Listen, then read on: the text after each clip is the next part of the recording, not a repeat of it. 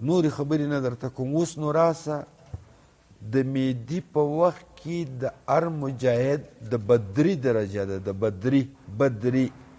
بدري صحابه خو به پېژني. تا ته وایم پر ورځ د قیامت د مهدي د لشکر او د بدري صحابي هېڅ فرق نشته.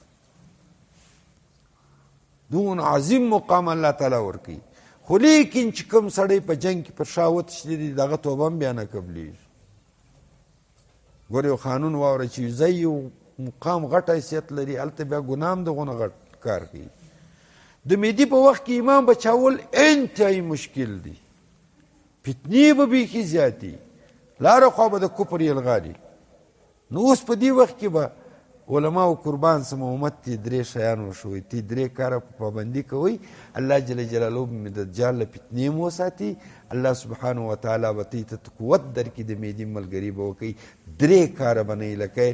بس دا درې کاره زه نن در ښیم، دا ګردې خبرې مې د دا درو کار دپاره وایي. که ته دا غواړې چې آینده زه به چا اوسم درې کاره به نه پرېږدي، ټینګ په پابندي به یې کوې. نو تی واده را سره کوئ. یو کار به دا کوې 314 واره به در وجې استغفار وایه، دا به نه یې لکئ. بیا ته بچاویږي کنی نه بچاویږي. 300 استغفار به وایه. خپلې ګناه به حاضرې چې رب کریمه دا ګناه مې په سترګو وکړه، دا مې په غوږو وکړه، دا مې وکړه، دا مې په لاس وکړه، دا به نه پرېږدي. الله جل جلاله به چې مهدي راځي ته به له ګناه پول پاکې، پاک خلک به ملګري کوي. یو او د دجال او تر دجال مخکې چې کوم فتنې را روانې له دې زه د بچاوېدلو 2 طریقې دي. بس هغه یوه ده سورة الشمس به نه پرېږدي، والشمس وضحاها والقمر اذا تلاها. هر سهار هر ماښام یې وایه والشمس وضحاها والقمر اذا تلاها. تقي صاحب خو دونه سختي پر کوي، وایي په کار دا چې یو کور نسي ځین خالي. اورې او دریم د جمعې پر ورځ باندې د مازدیګر تر لمانځه مخکې سوره کهف. کوم څوک چې وایي د مهدي له فتنې به خلاص او تر مهدي مخکې له فتنو به خلاص. نو څونه اسانه کارونه دي. څو کاره دي؟ 3 کاره به ودره 3 کاره به کوې. 3 کاره به کوې. یو به استغفار 314 واره وایه، یو به سورة الشمس په پابندي وایه، او دویم سوره کهف په پابندي د جمعې په ورځ وایه. دا 3 تا بچاوي. 3 کاره به بیا نه کوي، هغه بیا خطرناک دی.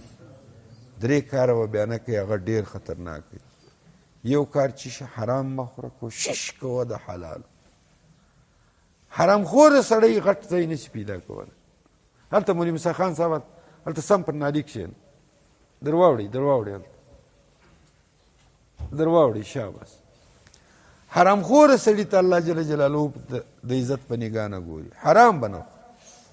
دا یو. بېادبي به نه کوي.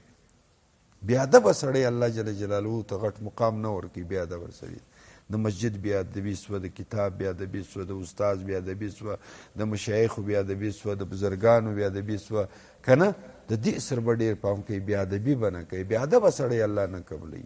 یو بېادبه سړی الله نه قبلوي، یو حرام خوره سړی الله نه قبلوي.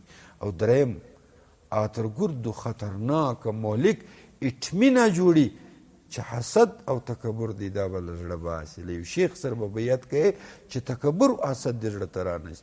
دا دونه خطرناک دي که د هر چا زړه ته تکبر او حسد راغلي، هغه په خپله نه جوړي اخته دی، هغه به د بل د امت څه اصلاح وکړي. 3 کاره به نه کوئ. حرام به نه خورئ، بېادبي به نه کوئ. له یو شیخ شرعي سره به بیعت کوئ چې ستی اصلاح وکړي، ستی د زړه تکبر او حسد وباسي. او 3 کاره به کوئ. الله جل جلاله ته ډېر امید دی چې رب کریم به موږ ته د بدریانو دغه راکړي. او دا یوه خبره واوره، موږ ته به زموږ استاد ویل الله دې غریق رحمت کړي حافظ فضل صاحب مرحوم، ول که هر چا په مهدي سره په خوب کې بیعت وکړي دا به په ژوند کې خامخا ورسره کوي.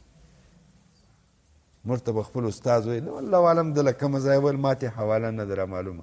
والله العظیم ما سره د خپلو طالبانو ما 2 واره له مهدي سره بیعت کړی دی. قسم په خدای ما 2 واره بیعت ورسره کړی دی. ما ته به مهدي توره راکړه، ولاړ شه پلانکی حلال که، پلانکی مړ که، پلانکی قتل که. دا اوس چې زه په کوم ځای کې زما کور دی دلته به یې زه راواستم، زما تشکیل به یې دلته راکاوئ. زه په هغه شپو کې نه پوهېدم ما به خپل استاد ته زه مهدي په خوب وینم زما طالبان هم بیعت ورسره کوي زه یې هم ورسره کوم دا څنګه کیسه ده ما ته خپل استاد حافظ فضل صاحب مرحوم ویل کیدای شي د امارت اسلامیې مشران او طالبان به ستا شاګردان سي په دغه طریقه به ستا شاګردان چې دي د ده سره بیعت وکړي په خبر دې سر خلاص و والله العظیم د دا اوداسه د الله په کور کې د دادونه مجلس مخ ته درته وایم ما سره د شاګردانو څو واره ما بیعت له حضرت سره کړی دي او دا درته وایم خدای پاک مفتي ته د مهدي بیعت را نصیب کوي دا درته وایم شپې بیخي لږ پاته دي نو زه ته دی وایم دا نفس دا تکبر دا په میډیا کې راتلل دا شو شا دا دندې بالای لکوه د دې وخت دی نه والله که د دې دی خپل نفس ته متوجه سي چې دا خبیث څنګه دباو کم حسد څنګه ختم کم تکبر څنګه ختم کم دا د دنیا عیش و عشرتونه شهوت څنګه ختم کم او د مهدي دپاره تیاري څنګه وکم ګوره طالبانو په امارت چې اوس یو کار شروع کړی دی که ته پام پر کړی دی امارت کله د ما خې نومونه نه دي زده کله په یوه نامه باندې ټرینینګونه ورکوي 4 میاشتې 3 میاشتې ورکوي بیا فارغه سي نه دی وایي دا یوه کیته تیاره سوه دا بله کیته زما دې په رب عزالجلال قسم چې زه په موبایل کې ووینم عین دې مهدي بوی ځینې ولاړېږي په خبر دې سر خلاصېږي که نه الله دې موږ ته ملګري را نصیب کړي د امارت نو بیا درته تبلیغي جماعت دی خانقاوې دي امارت اسلامیه دی دیني مدارس دي و دې ته په سپک نظر مه ګورئ ګرده ښه لګیا دي ښه کارونه کوي الحمدلله الحمدلله ګوره نبی علیه صلات وسلام وایي چې مهدي راسي ګوره یوه خبر واره مجاهد باندې 2 شیان لازمي دي په مجاهد 2 شیان لازمي دي اولاره به دعوت ورکوي دعوت به ورکوي چې دعوت یې نه ورکړی جهاد حرام دی کافر ته به یو ور دعوت ورکوي بیا به جنگ پر شروع کوي که دعوت نه ومني بیا به جنگ پر شروع کوي مهدي چې راځي یو کار به وختي ورته تمام سوی چې هغه د تبلیغي جماعت په شکل دی دعوت به ټولې نړۍ ته رسېدلی دی چې راشي بالا به جنگ شروع کوي هغه کار د دیانو خدای ځینې اخی د زوی مړي زامنو موږ په خوله کې یو ټکر ویدلی دی وابی دی او پلنکی دی دا دنده یې لکوه دا هم د کفر یو ډېر عظیمه دغه د ګنډه ده په خبر دې سر خلاصو دا د مهدي لشکر دی هغو خپل کار کړی دی